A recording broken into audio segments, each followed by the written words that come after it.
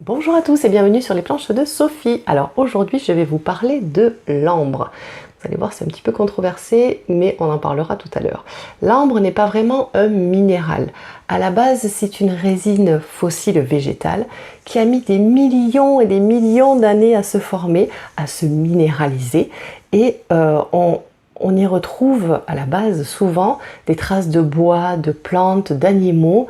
Du coup, quand des gisements d'ambre ont été découverts, à chaque fois c'était une source d'informations exceptionnelles, vraiment importantes pour tous les chercheurs qui pouvaient dater vraiment les fossiles à l'intérieur, etc.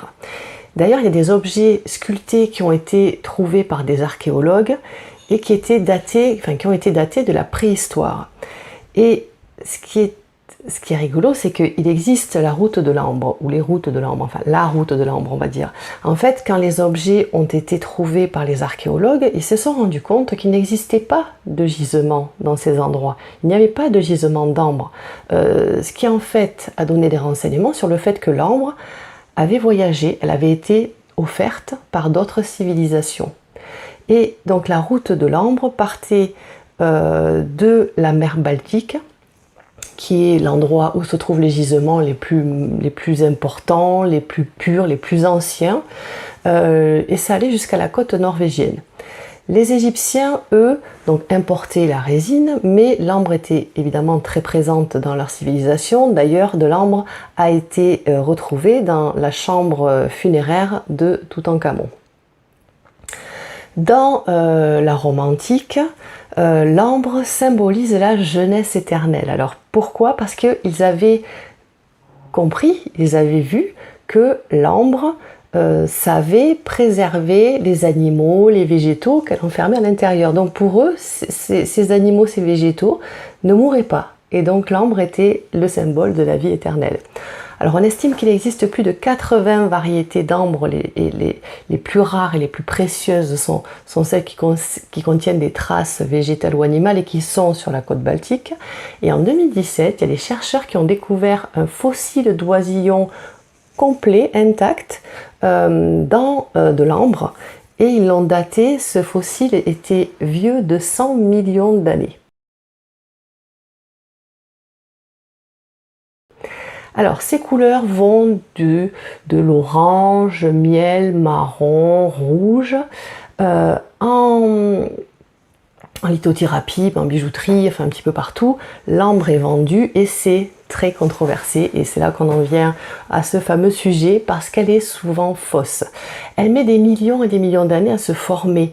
Donc forcément, pour répondre à la demande et notamment par rapport à la lithothérapie qui est grandissante, eh bien l'ambre plastique ou en cobalt a fait son apparition. Le cobalt, en fait, c'est le copal, pardon, c'est une résine semi-fossile proche de l'ambre, mais plus claire. Donc c'est généralement du copal qui est vendu pour faire des bijoux ou dans les boutiques de minéraux, quand c'est pas du plastique. Et le copal est une ambre plus jeune, en fait, plus jeune qui n'a pas passé toutes ces millions d'années. C'est une étape vraiment bien avant que ce soit de l'ambre.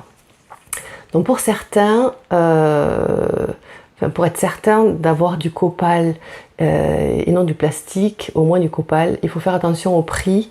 Et pourtant, c'est malheureusement pas toujours un réel indicateur parce que certains le vendent pour du vrai alors que c'est du faux.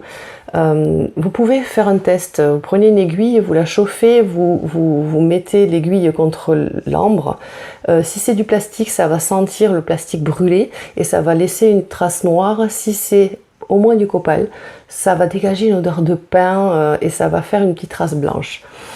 Alors il est difficile de se dire mon ambre est vrai parce que c'est tellement rare qu'il est fort probable que tout ce que nous achetons est au mieux du copal. Mais non de l'ambre. Personnellement, j'ai essayé sur la mienne. Alors l'odeur qui s'est dégagée, c'était pas une odeur de plastique brûlé du tout. C'était vraiment une odeur de pain. Mais c'était tellement fort même que ça faisait huile essentielle. Du coup, mon doute subsiste un petit peu. Il faudrait une lampe UV pour vérifier. Ça, c'est une technique qu'utilisent les vrais connaisseurs, ceux qui veulent vraiment voir si c'est de l'ambre ou pas. Bon, j'ai pas ça sous la main, donc je peux rien affirmer. En tout cas, elle sent pas le plastique brûlé. Donc pour autant, quelles sont les vertus de l'ambre? Alors sur le plan physique, l'ambre est réputé pour soulager, ça on le sait, les douleurs dentaires et notamment lors des poussées dentaires des enfants. On voit très souvent ces colliers d'ambre qui sont vendus un petit peu partout. Elle apaise tous les troubles ORL. Donc dans les planches de Sophie, on la retrouve pour soulager la toux, les poumons et les bronches, les maux de gorge, l'otite, l'asthme, rhume, sinus, vraiment tout ce qui est sphère ORL. Elle a des vertus antidouleurs avec par exemple, pour soulager par exemple les résipelles. Elle stimule les défenses immunitaires, donc on la retrouve pour soulager la grippe, les allergies, la fièvre. Elle soulage aussi les lésions cutanées, donc dans les planches de Sophie, vous retrouvez l'ambre pour soulager les aftes et le zona. Donc on dit aussi qu'elle apaise le stress et l'angoisse, qu'elle permet d'avoir un sommeil plus réparateur, etc. Pour purifier, bon, mais là c'est l'eau distillée, eau de source ou magnétisée ou de l'encens. Et pour la recharger, elle aime le soleil, donc les rayons de soleil, les rayons de la lune vont aussi, mais les rayons du soleil.